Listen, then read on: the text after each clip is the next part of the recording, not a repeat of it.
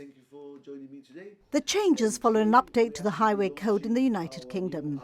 Gibraltar has always based its own code on the UK and therefore wanted to ensure compatibility with laws and general road safety advice.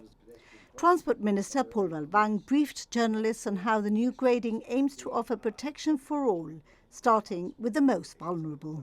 That's how this highway code has changed in the mainstay, and it's been the biggest change in the highway code. And what happens is that it looks at vulnerable road users as being most important on the streetscape. So pedestrians, for example, are more vulnerable than cyclists, who are more vulnerable than motorcyclists, who are more vulnerable than car users, more vulnerable than buses and then lorries.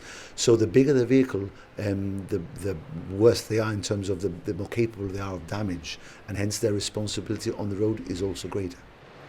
The new updated version can be found online free of charge, and printed copies are available from the Driver and Vehicle Licensing Department, priced at £10. Theory driving tests will now be updated to reflect the new code, and those sitting the test need to familiarise themselves with it. Mr Balban, however, highlights the importance of everyone, even experienced road users, joining up on this new document. Well, it's very important, and it's a shame because remember, when we're driving, regardless of what we're driving, these are vehicles. They are, in the wrong hands, they could be lethal weapons if someone drinks and drives, and they could easily injure or kill someone. So this is not just a document that you should read because you're passing a test. Of course, you have to, because you won't pass the test without it. But remember, you've passed the test because of it.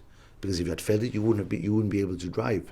So as the highway code is updated, it's important for us to familiarise ourselves with that, because if you do not read it and you're not aware that you have to give the pedestrians priority, then obviously you not only are you in breach of that code, but you could be stopped and say, look, you've gone past a pedestrian who's a vulnerable person and you haven't stopped for them. So things are changing in the plan, in the code, which drivers need to update. Just like you need to update and you need to do CPD, for example, when you're a professional, for barristers, doctors, people need to update their understanding. Pilots. So this is the same thing. Car drivers need to be up to date with the latest information, so they can be safe on the road, and to prevent that if they need to go to court for whatever, an accident, that they were doing what they thought was best at the time.